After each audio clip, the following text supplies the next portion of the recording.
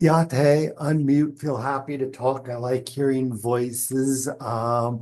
If you've seen me visit, I often tried bringing students around in circles and sitting on the floor and making things big. Right now, I'm using my laptop as a duplicate for a document camera showing the floor.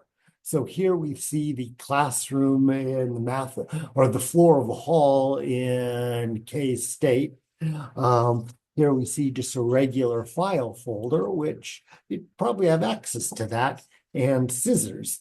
The reason I want to point that out is this is kind of like if you have a hammer, everything is a nail.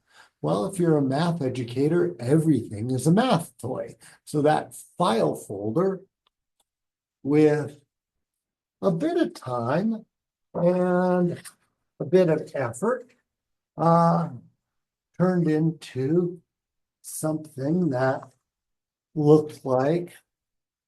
So this is 3 file folders cut into squares with pegs in the shape of a net of a cube. It has little tabs here. So this can be folded up and taped.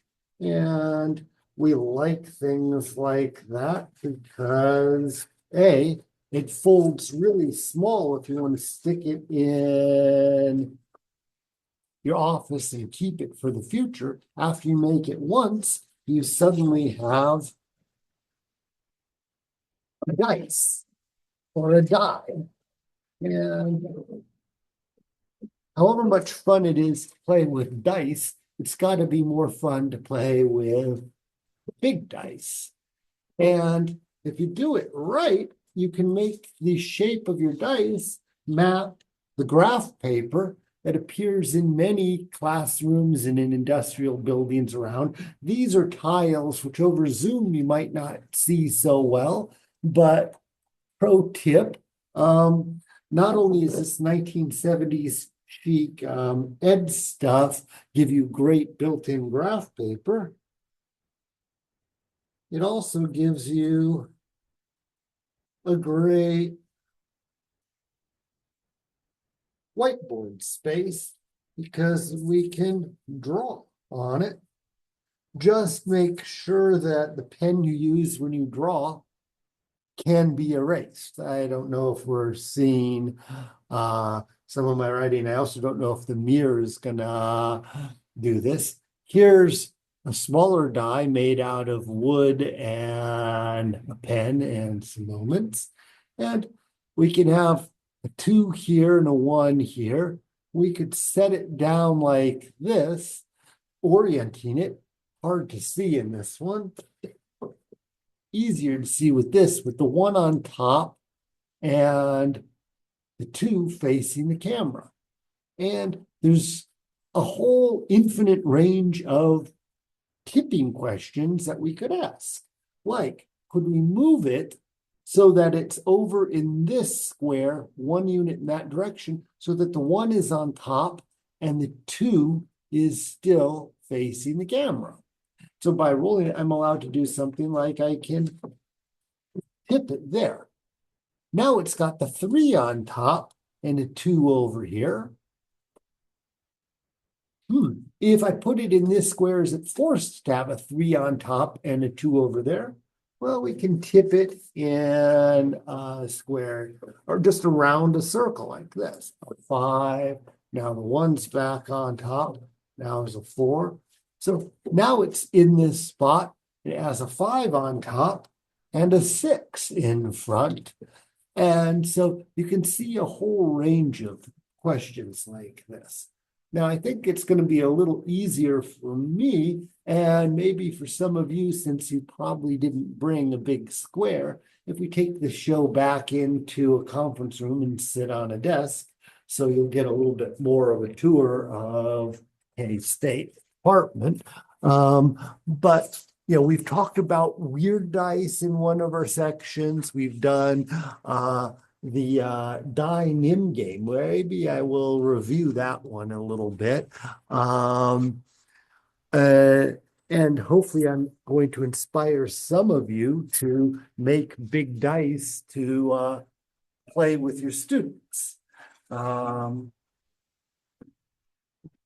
but I want to show off and play with this little example a little bit and show you some things that you can do on your own with it.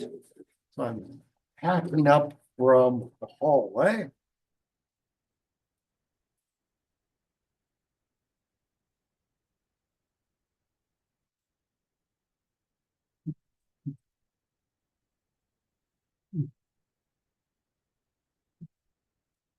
I might block camera temporarily as we walk. We'll see how I do. Now you can see a stack of stuff. And we'll walk into what was the math library and is now a student study area, complete with graduate students playing games. And I'll walk into the adjacent conference room, and set up the computer and away so we can look at it a little bit smaller. Just to see some manipulatives. Does anyone want to chat or say hello on my unmute so that I know that I'm talking to people and not the void? Did anybody remember that experience from you when you were doing COVID and you were talking and your students were out there? You had no idea if there were people there or not. It's a slightly funny teaching experience. I think it's probably a relevant thing is how to get students to talk. It's awkward if you always call on them. It's awkward if you never call on them. Does anybody have a favorite strategy for getting students to talk that they wish to share as they get set up? I'm multitasking. Yeah, I'm a little bit ADD here. I might get a little bit distracted with all my toys and things. So here we see again my low rent thing. So give me a shout out if you brought a die with you that you can play with for this session. So we've got I did and why in the chat. So a few. Now, you might not have grid paper for your die. You can actually just Google nowadays grid paper and find grid paper of different sizes, even customizable. For this particular exercise, you don't need anything fancy. I can just, with a Sharpie and a piece of paper, just sort of start and make a whole collection of lines. Yeah, it's like here I'm telling teachers how to make lines, and as if I'm going to teach you anything new, but just you can have students do this too. So if you don't have resources, well, you can ask me for resources, but you can also just, dirt and sticks, and the ancient Greeks did just fine without all this fancy tech. And sometimes there's something to say about just taking a second and making something and just MacGyvering it. I don't know how many people recognize that reference to that old TV show, or the A-Team, where a bunch of people just sit down and, oh no, we need something, and we make it. There's something very mathematical about making something suitable when you don't have it, which takes as long as you see I'm doing here. So if you don't have grid paper that fits your dice, you could be doing this as I am, and lo and behold, you have grid paper that fits your dice. Um, you can write challenges to yourself on it, like one up, two front, um, either just directly on the paper. You can make little strips of paper like this. And for instance, I can write one. I need a pen that writes. So I dig into my pocket because, of course, as a math teacher, we always have pens. Pens, not pencils, you notice. Maybe some teachers say, hey, do math in pencil. I actually tell all my students, and when you go to any research institute, to use pens. We make mistakes. Watching mistakes and noticing them, and you put a little X next to it is good. It helps you learn not to do the mistake in the future, and you can think why and what and analyze it. There's no reason to erase a mistake like it never happened. We're not perfect, and that's part of the joy of who we are. And so I could, for instance, and I don't know if this is going to reflect in the mirror in the Zoom or not, put a 1F2. You probably can't see that. I can't see that on my screen. Um, Another tool that's kind of nice for this is you could use Post-it notes. And so I will take some notes with doing this with some people, but let's make a puzzle. Here I'm going to use the Go board as another thing that can just be an always on puzzle. And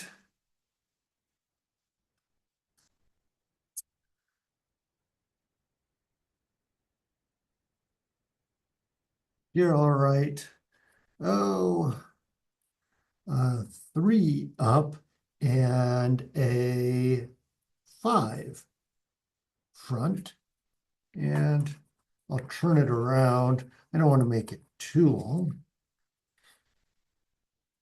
So your students can make their own puzzle.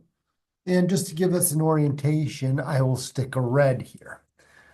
So here on the white, even if you can't read it, it says one up and two front. I say that because I want to keep track of where the die is as it moves around a little bit. And so one way to keep track of the orientation is we can tell which number is on top. A four is on top here, a five's on top here. Now a one is on top, and a four is facing the camera. If somebody starts with this configuration, that's different than starting with this configuration. So saying one up and two front completely tells us where the die is. And I'm going to stick this on the white one up, two front tag. The blue says three up, five front. And the rules we're allowed to do is I can tilt the die 90 degrees and it moves to a different direction. Or I could tilt it 90 degrees and moves to a different direction. And so here, if you want to say which directions, you could say from white to blue, or you could say from white to red. Somebody unmute or enter in the chat whether you want me to tip this from white away from red, so not red, or blue, or not blue can be our directions. And let's see if we can solve this three up, five front puzzle together. So red, so I tilt it towards the red. So now do you want to go more red towards the blue, towards not red, not blue? What is on the blue Post-it? I want to get a three up and a five forward. If somebody would be willing to put that in the chat, just three up, five front, that would be great. Somebody didn't receive any, yeah. So I will follow up with sort of individual chats and reading it after about administrative questions. You've got my phone number on the web page. You've got my email, so we'll make it happen with those things. No worries. All. So do we want to go blue, not red, red? Where do we roll this?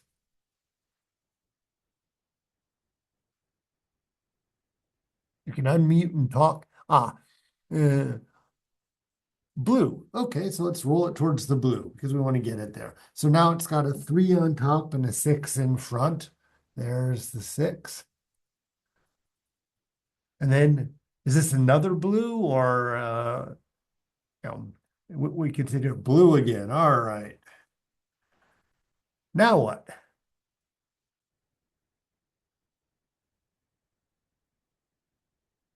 Blue. All right. So now we're at least on the right square, but we don't have the right numbers because we were supposed to have a 3 up and a 5 front, which is in the chat and it's on the blue sticky note to remind us.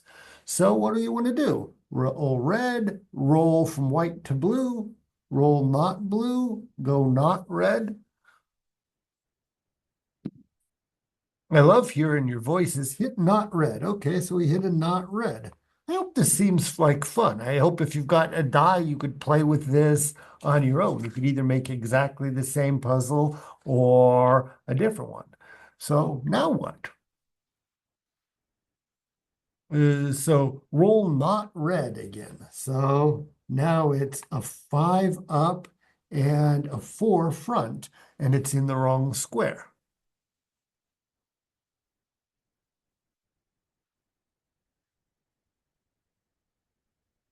Red. All right. Which that's red.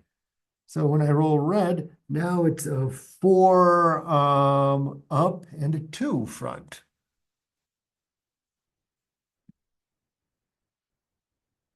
Does anybody think their students would have fun playing with this puzzle?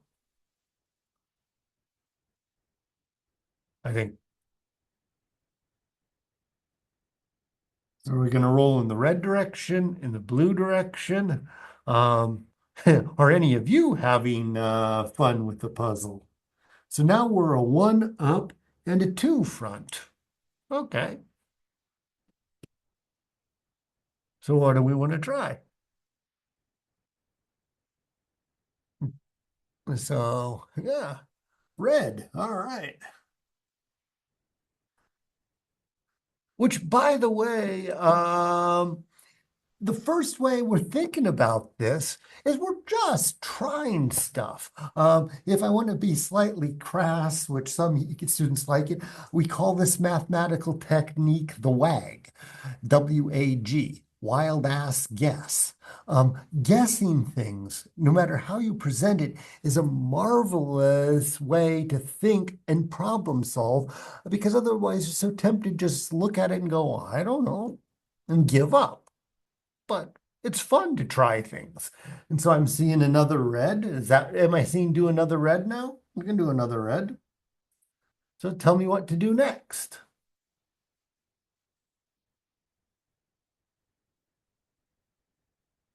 Blue. Blue, which means from white to blue. Okay.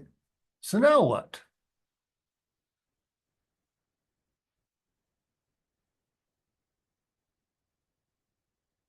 Not red, not red. Okay. Bing, bing.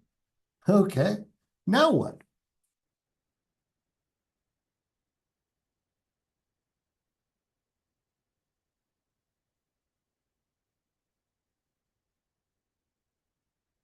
And so what was the numbers again? Our goal is to get 3 up in 5 front. If somebody could enter that in the chat again.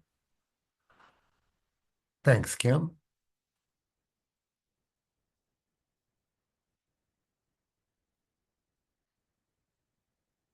I guess our students would probably get along with this kind of communication. It's like chatting on, texting on your cell phone.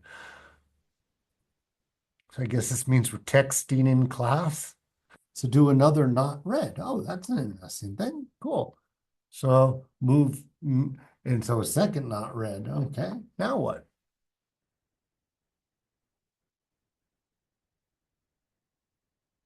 Move to white. Yeah.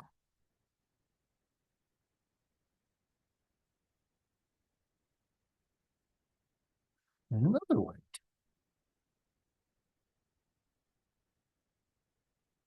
You tell me what to do and I do it. And is this interactive TV? Red, blue?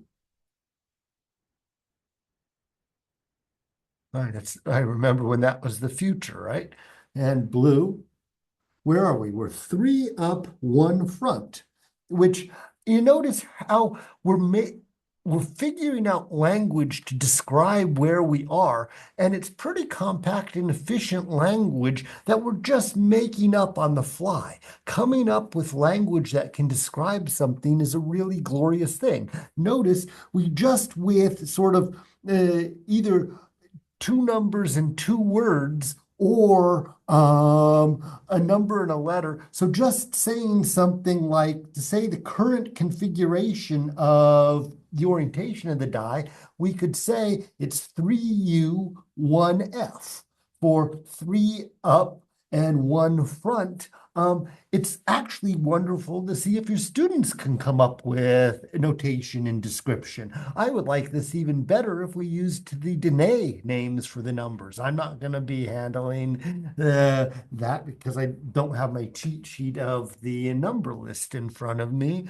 But if you've got your students who are either on it or learning the numbers in Navajo, by all means, use that. If they want to come up with the four cardinal directions or name which direction to move this according to the mountains or according to the rivers, glorious, right? Oh, and the colors, yes, right? We've got colors for each of these four cardinal directions, right? We should definitely start. And now somebody said use X and Y, which is something we didn't say. There's another feature to this puzzle is that not only do we have the orientation of the cube, we also have where it's going to land up. We could put X, Y coordinates on this thing and say that we're starting, if I call this point, in this case, you usually name on graph paper the places where the lines intersect, but there's nothing that says you have to name where the lines intersect. I'm not going to write on the go board, but if I had something like the paper here, if I wanted to number this square, I could put the XY axis naming this like this in red. I can probably write a Y upside down, and I know I can write an X upside down, and luckily they're symmetric, so if it's mirroring, in which case this square could be the 0, 0 square. If I pick things intelligently, I can pick squares that are 1, 2, 3, 4. This could be the square 4, 1, which is a little bit of a challenge, but I think that's a 4. If it's not, I'm writing upside down and that's a 1. I'll blame it on the Zoom reflecting things. And so our puzzle, if we want to specify a complete puzzle, could be move from 1, 4, so start at 1, 4, end at 0, 0, start at 1 up, 2 front, end at, pick your other two favorite numbers. Yes. And so I think we were presently at a 3, 2. You know, one of the things about as we go through this solution, just doing the guess like this, we might get it here in a second, or we might not, just by fiddling with it. Even if we get it after moving it around like this, saying, hey, do we have the solution? So let's go back and stick it on white. We probably haven't taken careful notes about how to get it from the white in the 1, 2 position to the blue in the 3, 2 position. Comments about this are activities like this. I'm a professional mathematician. We could hand this to a 2-year-old who could easily beat me at it. It really levels the playing field because this activity does not depend on prior knowledge. It doesn't depend upon, I've studied calculus, so what? Calculus doesn't help me with this. Which activities like this that have this low starting point in a set of rules and it then goes off and makes you think are really lovely ways to help students and teachers and people gain confidence and maybe even gain a joy in mathematics. And that's kind of a first step. You don't want people to feel bad about themselves, which I think sometimes happens with mathematics. And then if you make somebody feel bad about themselves, they're not going to like you. If math makes people feel bad about themselves, they're not going to like math. And that's definitely not where we're trying to go. But it's still worth fiddling. Let's fiddle for, let's tip it another 3 or 6 or 7 times and see if we can straighten it up. Ah, yeah. And somebody's describing teach colors and math vocabulary to beginners. And so, sure, combine it with your language classes. And as we already said, we have the traditional colors. I'm forgetting if yellow is, we have the yellow, blue, black, and I should know this. It's not, right? Is it? Yeah. If somebody wants to enter that, I suppose if I was better prepared, I would have had colored tags here. Um, so somebody want to give me another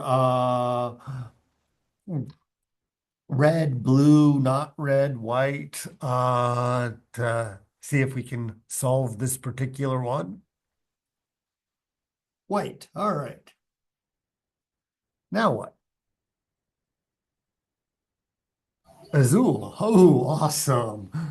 Which that's kind of an interesting thing, right? If we do white, blue, are we making progress, right? Right now it's a 3 and a 2. If we do a white and then a blue, so if we just do a path like that, does it change it from the three? It's still in the 3-2 configuration. That's kind of something interesting. So there's, I think, something to explore here. You can unmute if you want to talk. Tell me some other rouge. All right. You're working your vocabulary here. I like it. It'll work my vocabulary and brain. White.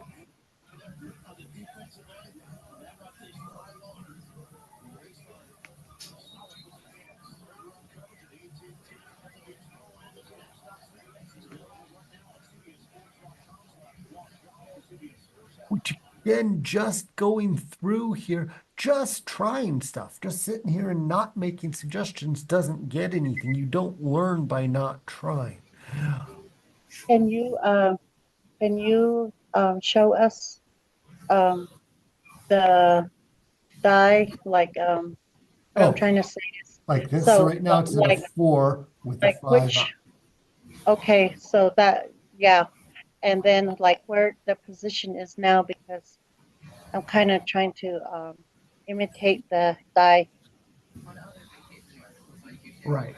Certainly, for those folks who have their own dice, they could stick their dice in the same position with a 5 and a 4 on a grid and be following this, and then they could play with it themselves and go back and forth to see what happens. I have an idea. We have a number of people who suggested that they'd be happy to do a breakout room. So after,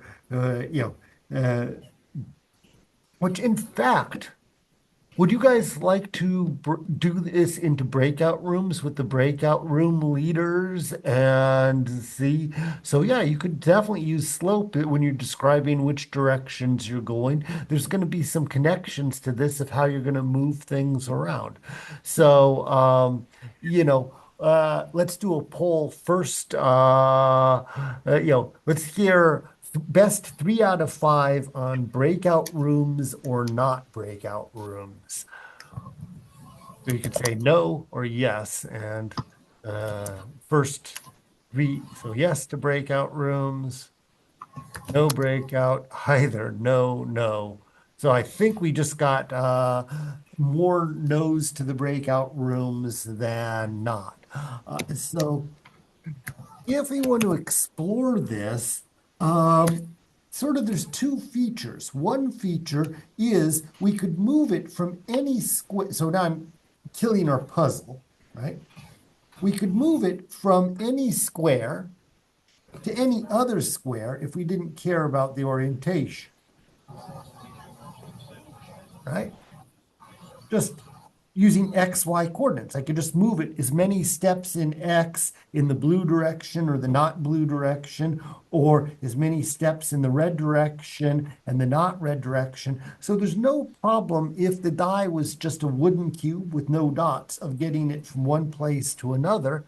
Though, in fact, there is something interesting to say here. Namely, there's things that, for instance, if I need to move 1, 2, 3, 4 whites and 1, 2 not reds, I could do that by doing one not red, 1, 2, 3 blues, another not red, and then another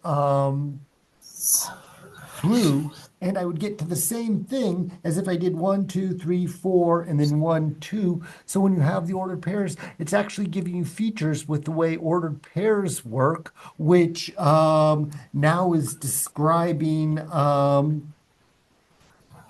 way vector addition works and that it's well defined. Somebody, Kim, is asking, hey, what about the number of paths? Well, a dumb answer, if you don't constrain it more, would be, I could start at white and end at white. I could do 1, 2, right? If paths can go back and forth over top of each other or wind away, I could have infinitely many different paths. However, if you ask the question, how many paths where I only move further away, so I never, if I start moving towards blues, I'll never move not blues. And if I ever start moving not reds, I'll never suddenly do reds. Then that's a really interesting counting problem that you could address using the techniques Misha was talking about in the prior session. In fact, since we now know that you can get it from any square to any other square, we could split the problem up to first move it to a square and then change the way it's oriented. Does that make sense? So that means that we might as well put these two tags on the same place and see what orientations are possible. So let's imagine that we're starting on white and ending on blue.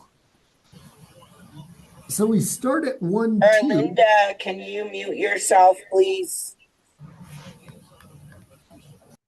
I'm sorry, was this a discussion for me? Oh, am I showing you how you see it? So what I'm doing when I look at the die is I actually have my screen mirrored.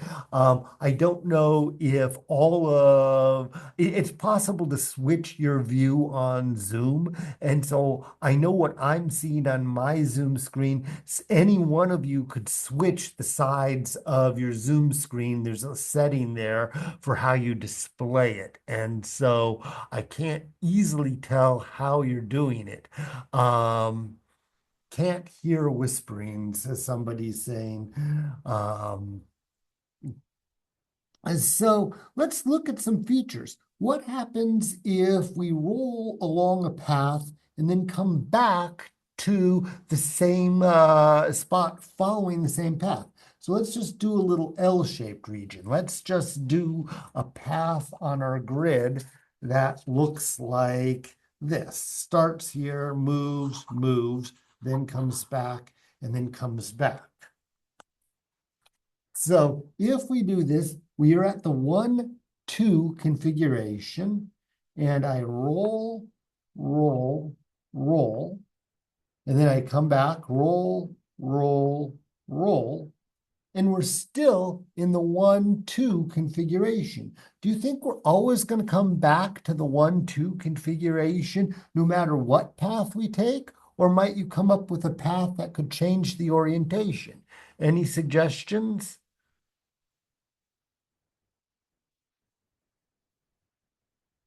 So one person says, "Ah, we always come to the same thing," which is that what was happening when we added the blue? If you look where we once we landed on the blue and then we rolled around, did we always come back the same way? We have more people guessing, which I love the guesses. We never make we never make progress if we don't guess. Not if we go around an odd circle. That's a kind of interesting thing. So I don't quite know what the technology of an odd circle means, but I certainly kind of have some idea of what a circle means. A circle might mean something like this, which I hope that shows up reasonably well. And so it's go over in the what was not blue direction, then down in the red, then in the not blue direction, and then in the not red. That notice that the one is no longer on top. We just changed, right? We're now a 3, 6. So we just switched from a position that was this circle was a way to move it. I'm going to turn it so I can write from a 1 up, 2 front to a 3 up and 6 front. Yes?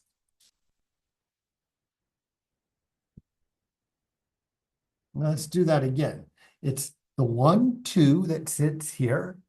And then we did the blue, the not red, then the not blue, and then the red.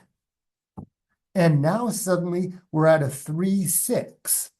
In fact, this pattern is something I want to emphasize here. That is, we did blue, then we did a not red, then we did a not blue, which I'm just writing it down. If somebody wants to put this in the chat, and then we did a red, we see that these two things are opposites of each other, and these two things are opposites of each other, but the opposites are not next to each other.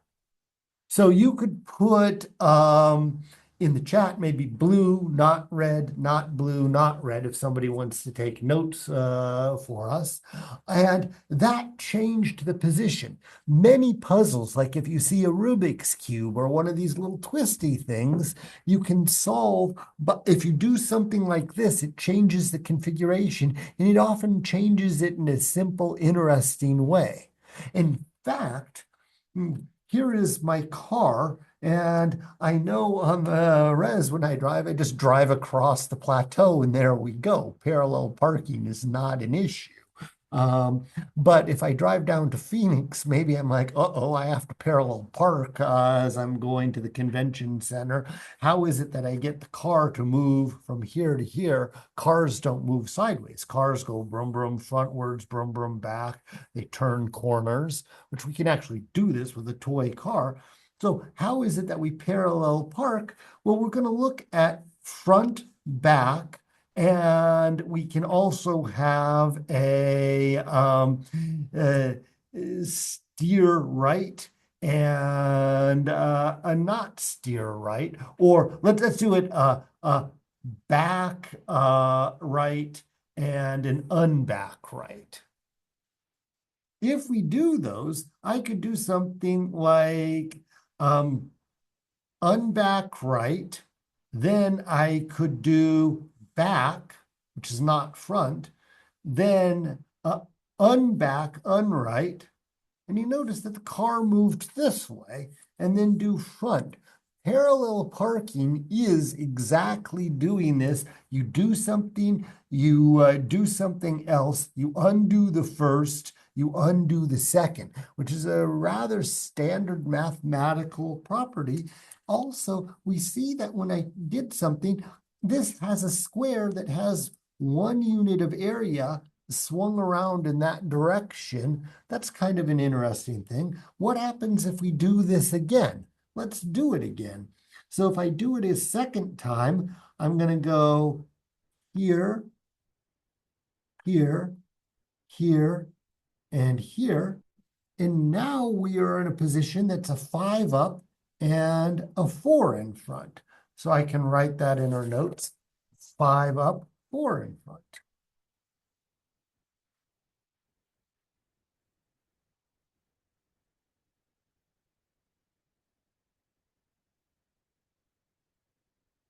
Yeah. Which, just as a curiosity, that's going around this square twice. What would happen if we went around a rectangle that had 2 squares of area?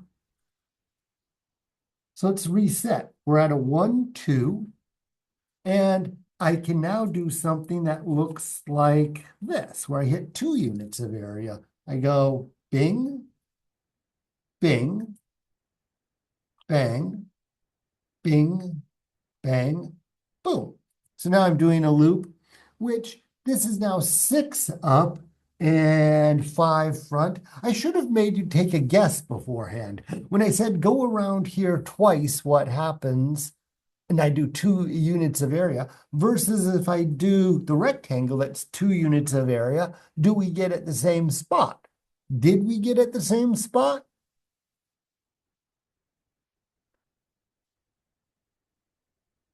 A yes, no question. And so is this 6, 5 the same as the 5, 4? Right, well, 6 isn't 5. So here I'm actually doing a teaching mistake where I think, oh, what was Doug's? The first person who ever taught me anything about teaching told me, wait longer than you ever imagine. Because when you're the teacher, it's like, okay, you ask the question, you maybe know what the answer is. The other people in the room have to process the question and learn, right? And so I didn't give enough time before I answered the question. Of course, you do know that 6 is different than 5. It just takes time to catch up to the babbling that's happening here.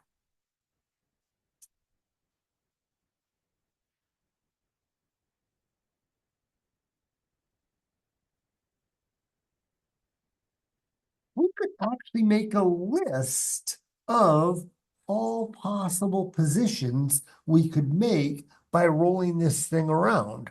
In fact, let's do around the little loop, just around this square several times and see where we end up.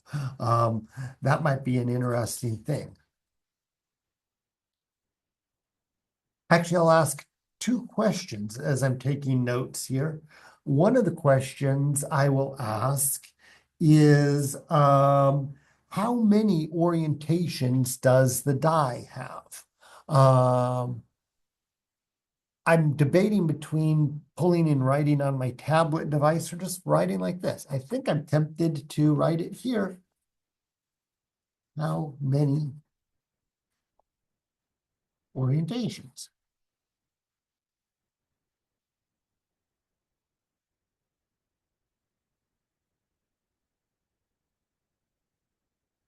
It's kind of exactly the kind of thing that Misha was talking about, right? About counting things. So you want to see what different patterns are and what you have.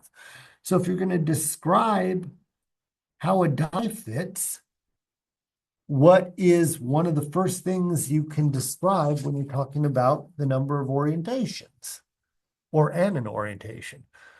Ah, awesome. And so, we had one answer that said 6 factorial. Each up has 4 different possible fronts, which is great because if 3 is up, we could have a 2 or a 6 or a 5 or a 1, or we come back to 2. So anytime I look at that 3 that comes on top, there's 4 different ways because the cube has 4 different sides that we probably name right, left, front, back. But if you're looking at each up has 4 fronts, how many ups are there?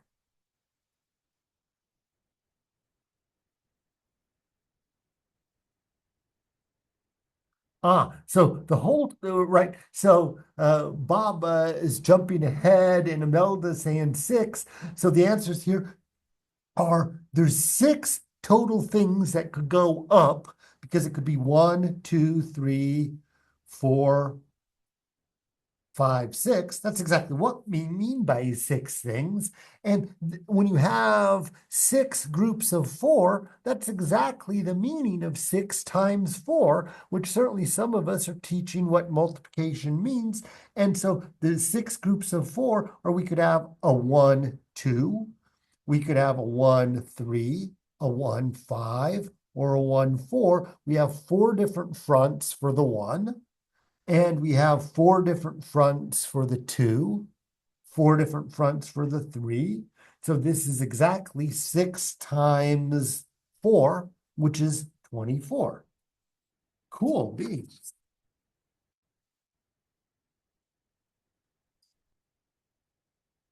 Six ups times 4 fronts per up. In fact, this is kind of using units like you'll do in a chemistry class, moles per liter times the number of liters. And this is, of course, equal to 24. And so one of my questions is going to be, can we get to all orientations? In fact, another thing that I'm going to wonder about here is why is it that we can switch the orientation at all?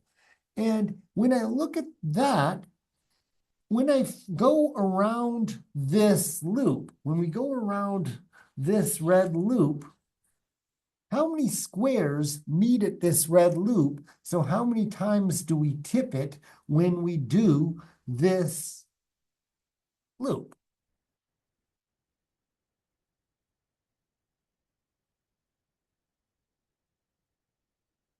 4, yeah.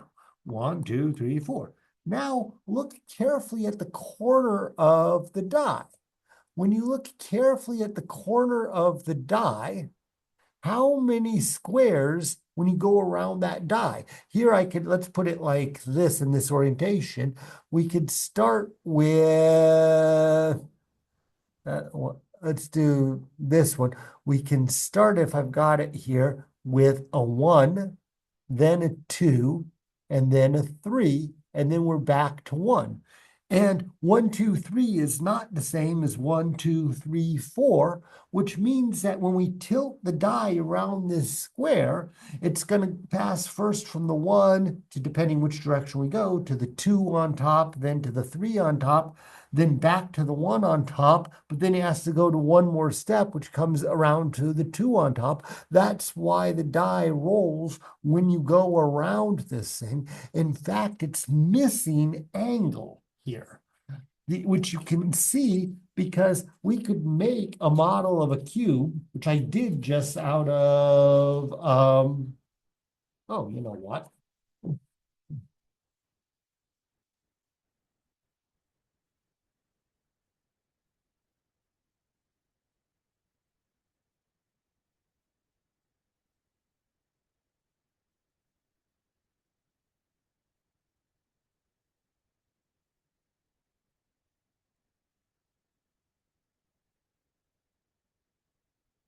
Just out of file folders. And when I did this, I'm not getting 4 squares put together. I'm missing 1 square here. The fact that I'm missing this 1 square is really making angle chases rather interesting if we do them on cubes.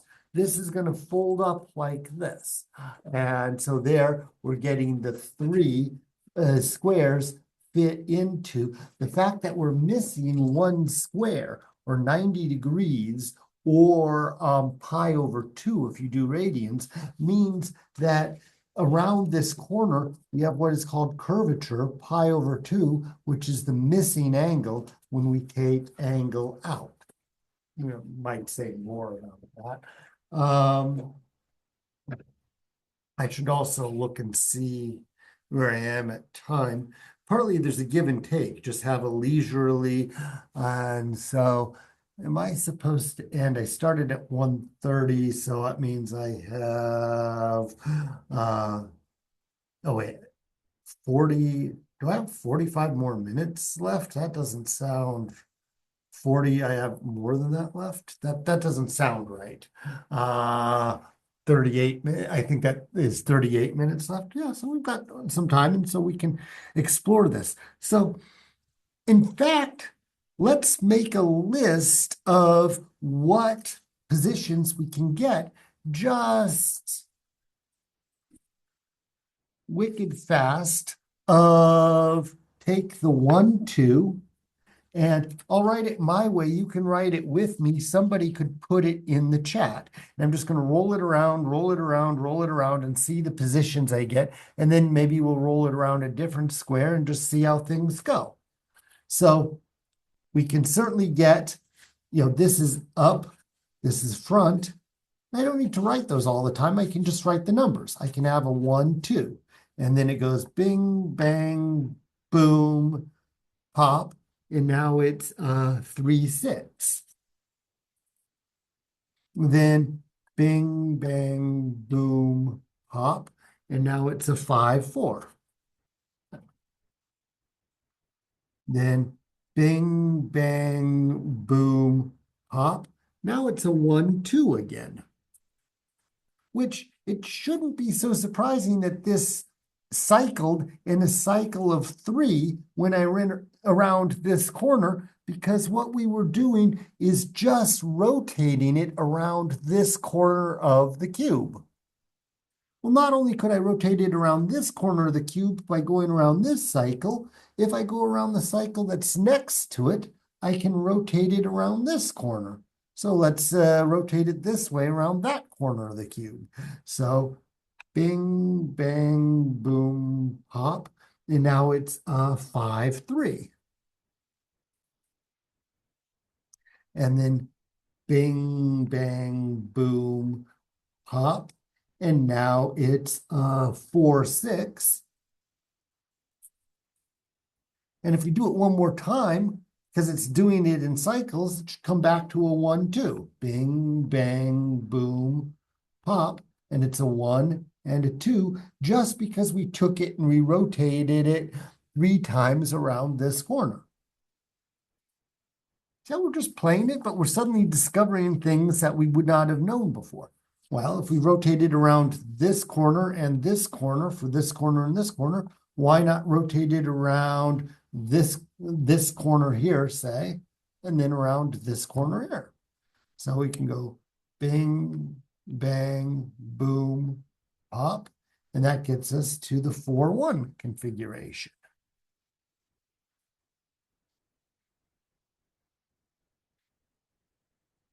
Then we can do it again. Bing, bang, boom, pop. And that gets us to a 6, 5 configuration. And then we can do bing, bang, boom, pop. And now we're at a 2, 3 configuration. And let's do it one more time. Can you guess what's going to happen if we do it one more time? I think am I doing this in the right way? I think I was supposed to be going around this corner when I was doing that. I think I just went around the wrong corner. I think I've got these in the wrong order. It doesn't hurt, but being organized helps us find patterns, right? When we did around this one, we did 1, then 3, 6, and then 5, 4, and then back to 1, 2. So that's that group. Now when we do this one, we go to 5, 3. We do it again, and we're at a 4, 6. And then if we do it again, we're back to the 1, 2. And I think I goofed when I was going around here. I think I went around here, but then I did something different. Let's do this. Now we're at a 4, 1. Now I do it again. And we're at a 2, 4. So this should be a 2, 4 at this stage. Which I didn't erase it. I understand why I am going around. This group corresponds to going around that one. This group corresponds to traveling around the first one that we did here. This group corresponded to going around this square. I'm kind of making up notation just to keep myself organized as we go along. If I do this one more time and I'm going around this one, I should come back to where I started. So here, here, here, here. And indeed, I come back to the 1, 2. So that's making sense and making me happy.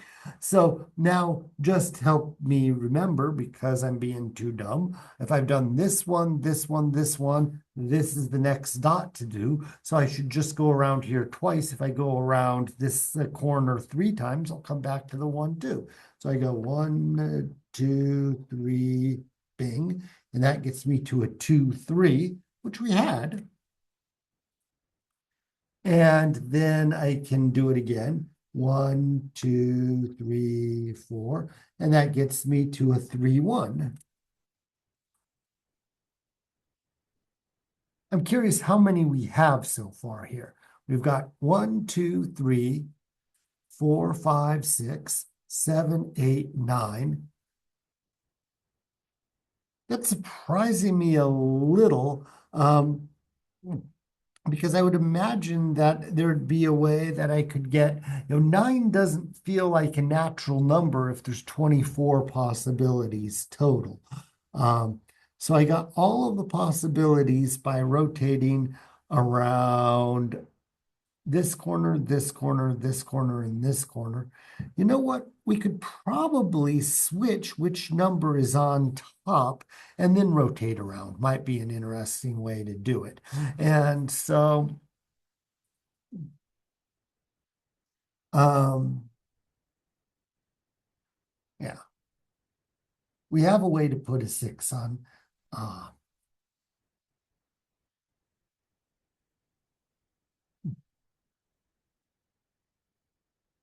I'm debating about whether to spend the time to completely do this versus not.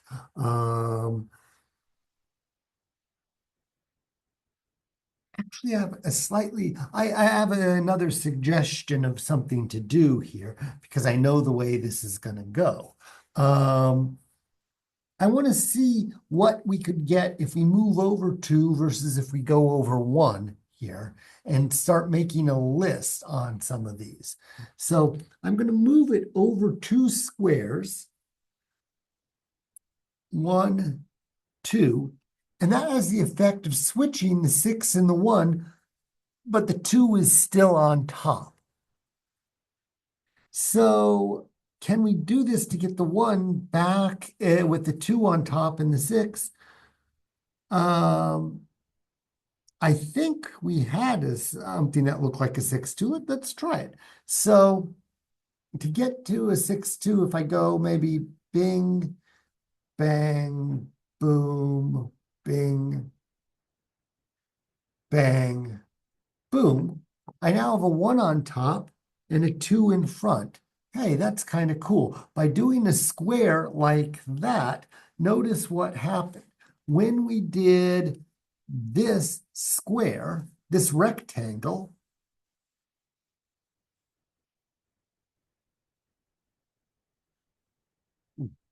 that rectangle, the 6 is on the opposite side of the 1. That rectangle had the effect of turning it over 180 degrees like that. Given that, it means we could turn any of these things over 180 degrees. So I could make this 3 turn into a 5 if I did it twice. You see how I could figure that out without doing the motion here? And so that means that not only in this list do we have the 3, 6, we should also see the 5, 6. And anytime I have something on top, the opposite, I should also have a 6, 2.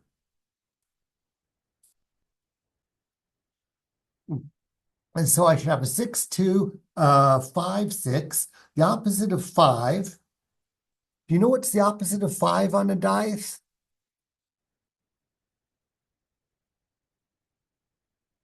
It's a 2. And why? Because what's the pattern between the numbers on the opposites of a die? So here I have a 3, here I have a 4.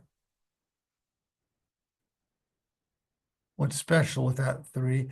Yeah, it sums to 7. And so that means that here I've said the opposite of this is 6, 2. The opposite of this, I should have a 4, 6, right? I should have the 2, 4. I should have the 2, 3. I should have the 3, 6, which I've got the 3, 6. I should have the 4, 1 is paired with the, and so in fact, this is giving me a different scheme to organize it. The 4, 1 is paired with the 3, 1. Do I have a 3, 1 already? The 2, 4 is paired with the 5, 4. I have a 5, 4 already. The 2, 3 is paired with the 5, 3, which I think we have. The 3, 1 was paired with the 4, 1. And I think we've got, so let's see what we've got now. We've got 1, 2, 3, 4, 5, 6, 7, 8. Don't let me double count. 9, 10, 11, 12. Which one did I count twice? Because 13 doesn't sound right. So let's do this in a more organized way. So if we have the 1, 2, we're also going to have the 6, 2, right? Because I can switch I can switch between the 1 and the 6. Does that make sense? Using that same idea, do we see another one that should appear here by switching from the 1 to the 6? What else do you guess you could probably do?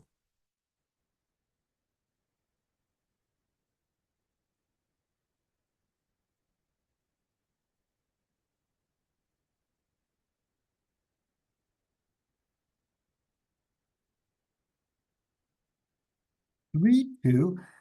And in fact, we see that, oh, you're guessing we can have a 3, 2. That's a really interesting guess. We have 1, 3, and 6, 3. It's not quite seeing the pattern that I had in mind here. The pattern that I had was, let's do it with the die. I have the 1, 2, and we have do a rectangle where we hit 2.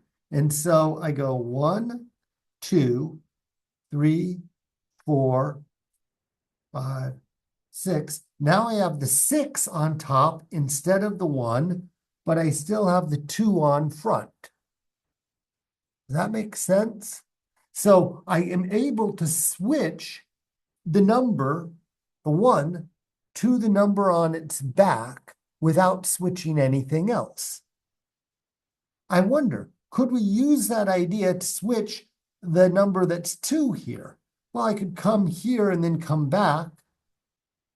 If I come here, and now I have the 2 on top, if I go around this square loop that switches the top and bottom, bing, bing, bing, bing, bing, bing. Now I've got the 5 instead of the 2, and then I go forward, and now instead of a 1, 2, I have a 1, 5. Do you see how this exploration that showed us that I could change a number to its opposite, I could then use that to see how I could switch other numbers to their opposites, and I could not only do it to the first number, I could also do it to the second number, because I could put this configuration where I was switching the 1, like, well, in the original thing, I could switch it from where I was switching the 1 to where I could switch it where I was doing the 2, and then do the same pattern to switch the 2, and then put it back, which means that not only can I go down and switch from 1 to 6, I could go over and switch the 2 to the 5. So I could get to the 1, 5. Now that I could switch to the 1, 5, I could also switch the 1 to the 6 going in the down direction and make this a 6, 5 is also an attainable number. So now if I could get a number that wasn't one of these pairs, maybe I could do the same thing to fill it out in an interesting way, which, I hope you're seeing these pairs as I'm writing them. Maybe if you're writing them at the same time, well, we have a way to get to a different number if we just go around a circle. Like if we go around this first little square, you can go bing, bing, bing, bing.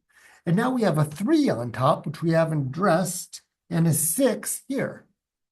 So if I have a 3, 6, if I go down, which number am I switching? Am I switching the number that's on top, or am I switching the number on the right? You see how I could do this rectangle move that switches the number on top to its opposite.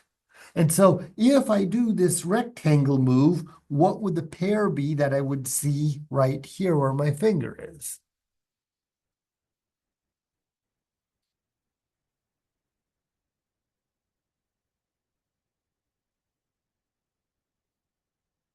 So it's just like I switch. Yeah, I'll be quiet. I take my own lesson. Takes a chance to think. Think what's going to happen if I start here and I roll it in this rectangle in that direction. Where will it end?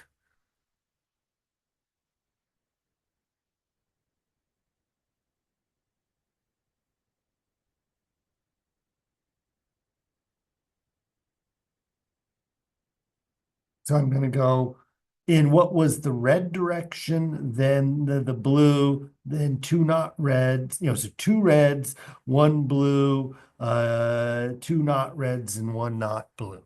So I'm doing just this rectangle. Looks like a 2x3 grid on the grid paper. So when I did that starting from 1, 2, we ended up at 6, 2.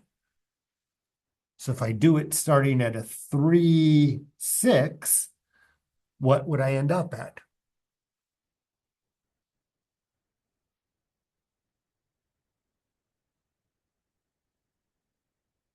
Like we can do it in pairs, right? If I have a 1, 2, and I go around this rectangle, chunk, chunk, chunk, chunk, chunk, chunk, we're at a 6, 2.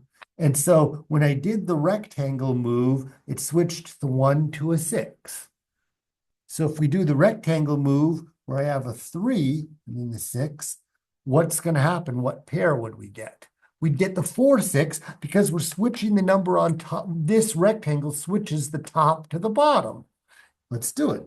1, 2, 3, 4, 5, 6. And now it's a 4 and a 6. Awesome. The move sideways was if we started at the 3, 6 here, I could decide that I want to switch the 6 with its backwards one. And the way I could switch the 6 to its backwards one is I could use my magic 2x3 rectangle move by turning the cube so that a 6 is on top Now, if we go around the magic 2x3 rectangle, that's just going to switch the top and the bottom. So it's just going to switch the 6 to the 1. So we do that. And lo and behold, it is the 1 as we expected by a magic move. Then we go back to our starting square, which had the 3. And so now that has the 3 here, but it has the 1 like this. So that gets us to the 3-1 configuration. This is making mathematics, right? We started out playing and we had no idea. And now we start taking notes, and the first time we make notes, it looks like some messy, but then we try it again. And when we try it again, we start seeing some patterns. I'm a little bit running out of time on where this goes, and I'm not even getting to the angle chases. I will say some quick summaries, and I will be very careful that I don't go over time. I think I sometimes turn my hour and 15 minutes to 2 hours, which isn't so cool. So going down switches the first number. Going right switches the second. So if I go down, the 3 turns into a 4, the 1 stays the same.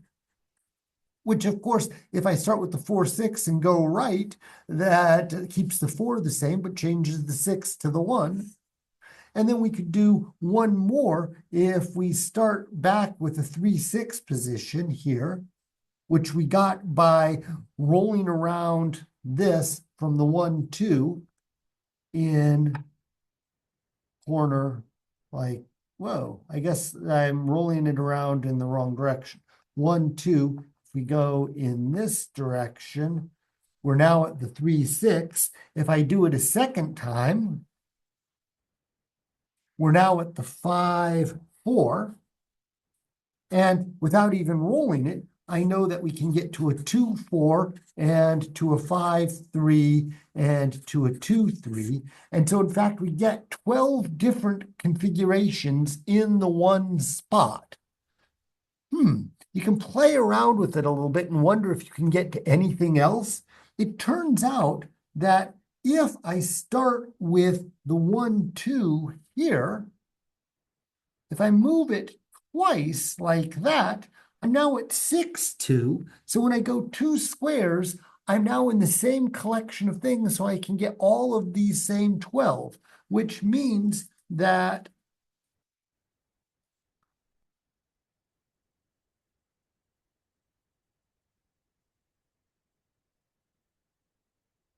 I can get the 1, 2 in all of the configurations on that blue, the true blue configurations. I could also get all of the true blue configurations here because I can move over 2 steps.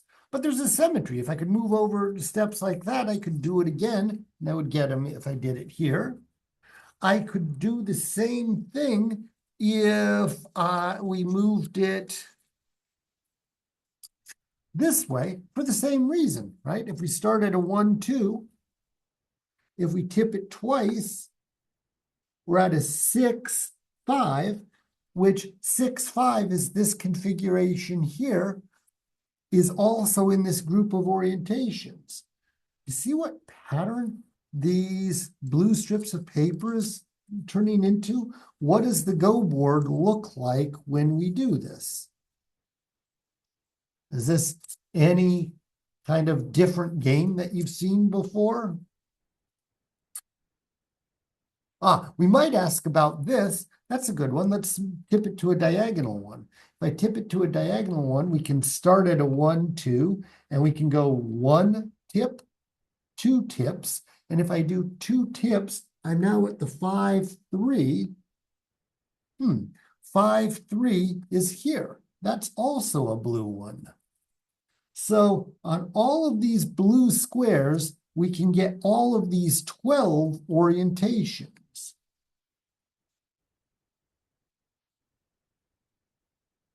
Now this is lining up.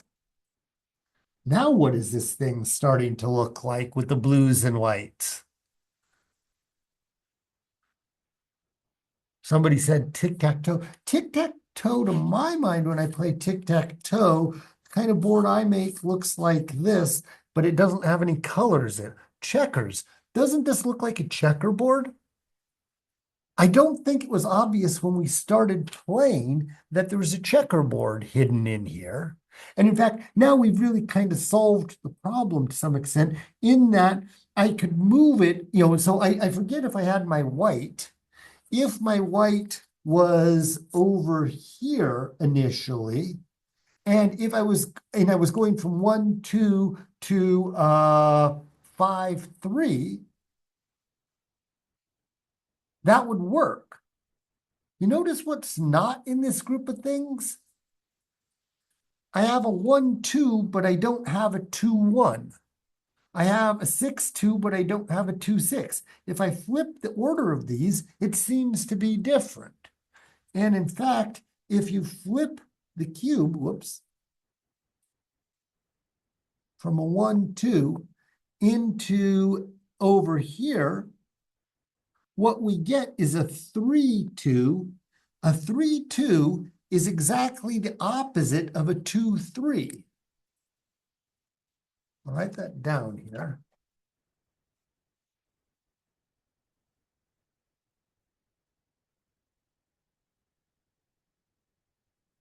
When we go across this line, we switch the orders of those. And so what's happening when you go from a not colored to a colored, we switch the positions of the X and Y coordinates that we're using to describe the up in front.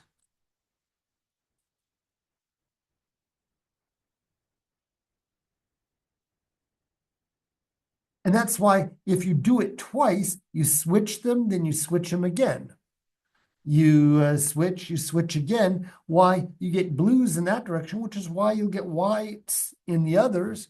And in fact, there's no way that when you do all the blues that you're ever going to get to one of the white configurations. So I forget how far apart we were. If it was like this and we were at 5, 3, you can't solve 5, 3 in this square if we start with 1, 2 in this. You can if you're here. If you're in this square, since the opposite one, you could get to a 3, 5. We've really solved the problem or the puzzle. I don't care so much that we've solved the problem or the puzzle. What I care about is that we've spent time thinking and figuring things out on our own. Spending some time figuring things out on your own is a really critical thing. It's one of the most important reasons to have our students do math, and it's what we're wishing. I'm wishing you all have an awesome weekend. I will leave this, now I'm going to stop blathering and let other people talk and answer questions or talk about what we want for the program as we go forward. I can answer questions. I'm happy to talk about this. If you need dice or wooden cubes, some of you I've mailed plastic cubes, and we talked about putting rubber bands on them, about making weird dice with erasable markers on them, making ordinary dice, making a grid. So we can make a whole collection of. Would you like to talk about math night? Oh, yeah. So, yeah, I agree before, or that we get the kids to talk to one another. And so I will say that doing special weird activities, if you did it every day in your class, it would be a mistake. Your students would feel a little lost at sea because there wouldn't be anything that's the same. It would always be, hey, let's figure it out. Doing none of it is also a mistake. Teachers that have their students do a bit of exploration and exploring, the students will gain confidence. They will start to like math more and hate it less. And if they get to a test and they don't remember or they've forgotten, they might have the habit of, well, let me play a little bit. Let me do my wild guess. And you might find that they'll do better because they'll be able to think through if they don't remember and not freeze.